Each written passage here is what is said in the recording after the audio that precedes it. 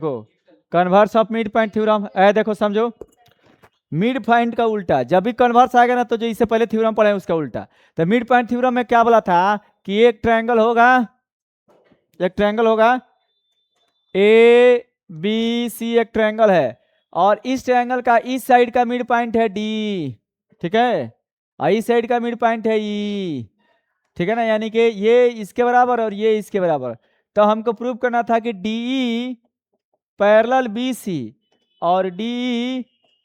Equal to half of B C, ये mid point था, यानी कि दोनों साइड का मिड पॉइंट दिया था, तब ये साइड को इस साइड के पैरेलल प्रूव करना था और ये साइड हाफ प्रूव करना था। लेकिन कन्वर्स ऑफ मिड पॉइंट में क्या देगा ना, एक साइड का मिड पॉइंट देगा जी। इसमें क्या देगा कन्वर्स में, एक ट्रायंगल हो गया ये, ठीक है, शेप पे था अभी एक साइड का, तो शेपे आ गया जी, बढ़िया आ गया, ये तो शेपे आ गया है।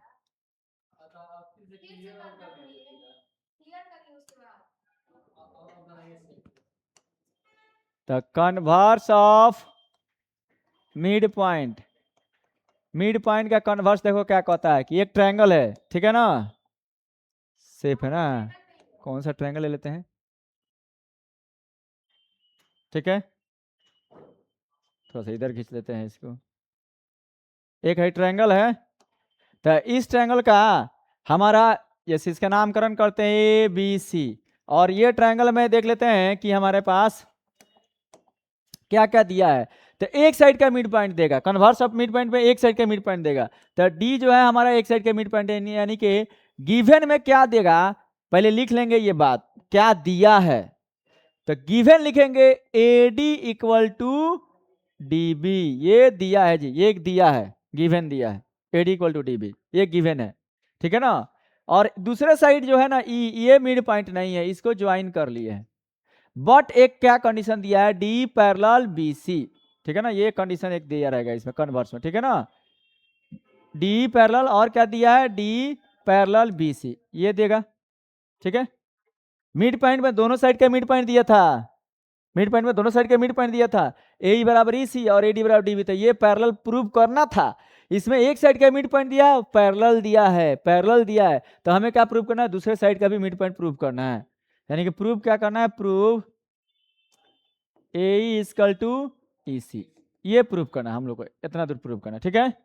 चलो अब देखते हो क्या करते हैं, पहले हम लोग क्या करेंगे कंस्ट्रक्शन करते हैं। सबसे पहले क्या कंस्ट्रक्शन करेंगे, जैसे उस तरह चले थे,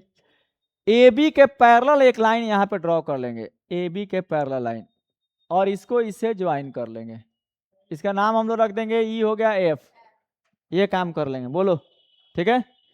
अब देखिए यानी कि कंस्ट्रक्शन में लिख देंगे, कंस्ट्रक्शन में construction draw C F parallel to A B, बोलिए, और क्या कर लेंगे ज्वाइन ई एफ, जैसे उसमें किए थे मिड पॉइंट में किए थे वो काम यहाँ भी कर लेते हैं, ज्वाइन कर लेते हैं ई एफ को। अब तुम लोग अगर इन दोनों ट्रायंगल में चलोगे ना तो एक तो एंगल, ये एंगल इसके बराबर हो जाएगा, वर्टिकली अपोजिट एंगल, और ये एंगल इसके बराबर हो जाएगा, अल्टरनेट इंटीरियर एंगल, लेकिन और दूसरा कोई साइड दिख रहा है बराबर। अब दोनों ट्रायंगल को कॉन्ग्रुएंट करना चाहोगे तो कभी कॉन्ग्रुएंट नहीं, खाली दो एंगल से कोई ट्रायंगल कॉन्ग्रुएंट नहीं होता है, सिमिलर होता है, 10 क्लास में पढ़ना है। तो अब देखेंगे कि भैया अब तो कोनो काम नहीं दिमाग कर रहा है, तो अब क्या करेंगे, तो अब देखिए यहाँ पे है डी बी सी एफ में, देखिए ये इसके पैरेलल हम ड्रॉ किए हैं, और ये पूरा लाइन यहाँ तक लाइन है और इसी को ना आगे हम लोग बढ़ाए हैं, तो ये पूरा लाइन इसके पैरेलल है। तो क्वाड्रिलेटरल का टाइप याद कीजिए, the parallelogram is a quadrilateral in which opposite sides are parallel to each other. तो ये पूरा लाइन इस लाइन का पैरेलल है और ये पूरा लाइन इस लाइन का पैरेलल है, तो हम बोल सकते हैं D B C F is a parallelogram, D B C F is a parallelogram, parallelogram का शॉर्टकट है, यहाँ पे ब्रैकेट में लिख देना क्या, D B parallel C F और D F parallel B C, बोलिए D F parallel B C और D B parallel C F. और हम लोग पैरेललोग्राम का ये डेफिनेशन हो गया, पैरेललोग्राम का हम लोग प्रॉपर्टी जानते हैं, opposite side are equal, opposite angles are equal, diagonal bisect each other. तो देखो जब ये पैरेललोग्राम हो जाएगा तो डीबी बराबर सीएफ का होने में कोनो दिक्कत है, तो लिख सकते हैं सो डीबी बराबर सीएफ, इक्वेशन नंबर 1। रुक जाओ 2 मिनट,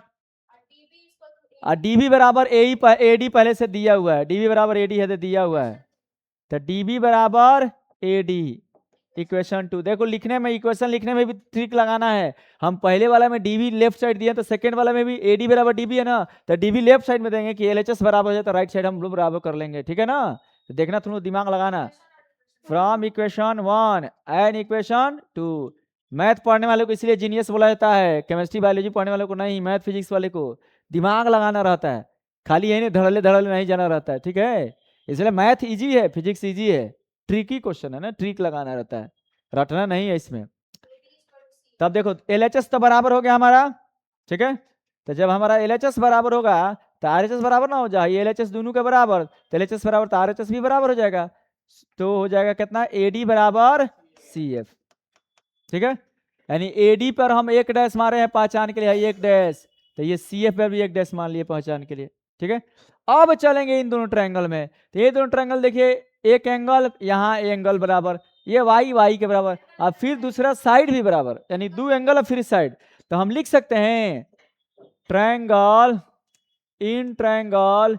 एडीई चाहे EAD, in triangle EAD and triangle, देखो ईएडी चले हैं पहले एक्स फिर वाई फिर डी चले हैं, देखो ईएडी चले हैं, नामकरण भी देखते रहना, पहले एक्स वाला एंगल वाला चले, फिर वाई वाला चले, फिर इक्वल लाइन वाला चले, तो एक्स वाला क्या है ई, वाई वाला क्या है सी, फिर F, and triangle E C F. क्या क्या दिया हुआ है, दो एंगल बराबर एक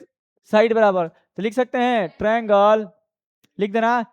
एंगल एक्स बराबर angle X vertically opposite angle, angle Y बराबर एंगल वाई, कौन सा, अल्टरनेट इंटीरियर एंगल, शॉर्टकट में लिख रहे हैं, और एडी बराबर C F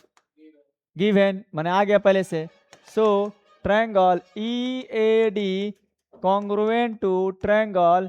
E C F, ठीक है ना। कौन सा, एंगल साइड, एंगल साइड से हो गया, ठीक है। और जब एक और हमको प्रूव क्या करना है, तो ए इक्वल टू ई सी, तो ये ट्रायंगल का कॉन्ग्रुएंट हो गया,